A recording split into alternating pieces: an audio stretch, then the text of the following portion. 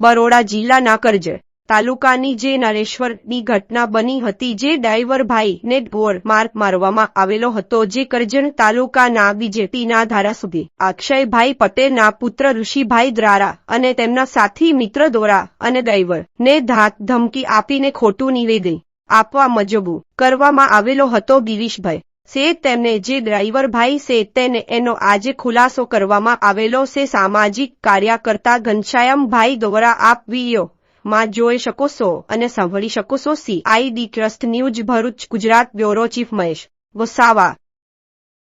ગઈકાલે એક સોશિયલ મીડિયામાં તમારા વિડીયો વાયરલ થયા પછી બીજો પણ એક વિડીયો આવ્યો હતો.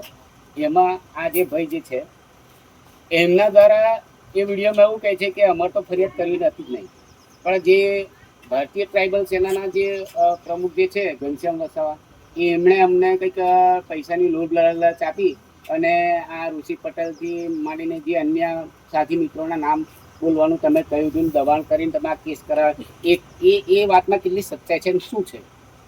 મારે એટલું જ કહેવું છે કે આ ભાઈ જે વિડીયો બનાવ્યો હતો એ ભાઈને હું ઓળખતો નથી, પણ મને ઓળખતા હતા.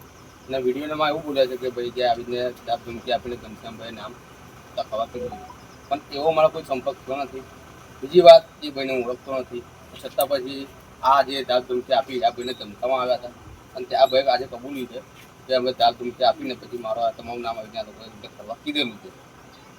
પણ આજે તો તમે એવું કહો છે કે આજે એમની રીતે ફરી પાછા બોલ્યા છે અને આ કેમ ધાક ધમકી આપીને આ વિડીયો બનાવ્યા, તો એ વિડીયો બનાવ્યા પછી શું તમે પણ પાછું એમની પર કોઈ પ્રેશર બેસર કે એવું કંઈક? તો શું જ નહીં કે એમને સામાજિક આગેવાન એમને વિડીયો ચડ્યા પછી અમને ખબર પડી કે આવીને મારો પણ આ લોકો વિડીયો ચડાવ્યો છે, ન્યૂઝમાં એવી વાતો છે. એટલે એ ભાઈએ પણ કીધું અમારા સમાજના વ્યક્તિ જો આટલું ખરાબ થતું હોય અને અમને આટલા મારવામાં આવ્યા છે, જેથી કરીને એ લોકોએ મારો નંબર કોન્ટેક્ટ કમિટી લાવીને પછી મારો સંપર્ક કર્યો છે. ભાઈએ પણ પછી એમને ભાઈ બી કબૂલ્યું છે ઘનશ્યામભાઈ એમાં મારો વાંક જ નથી અને મેં તમારા વિશે બોલ્યો જ, પણ જબરદસ્તી મને બોલાવવા આવ્યો છે એવું એમને કીધું છે અને અમને પણ ફરિયાદ કરવી છે. જેથી આજે આ લોકો અમને રૂબરૂ મળવા આવ્યા છે. ઘનશ્યામભાઈ, આ મામલો 2 દિવસથી ચાલી રહ્યો છે, સોશિયલ મીડિયામાં ખૂબ જોર પકડી છે અને ઘણી બધી ચેનલોમાં પણ આ જે સમાચારો પ્રસિદ્ધ થયા છે, પરંતુ અત્યાર સુધી જે ફરિયાદ લેવામાં આવી નથી, ફરિયાદ થઈ પણ નથી, એ બાબતે આપ શું કહેશો?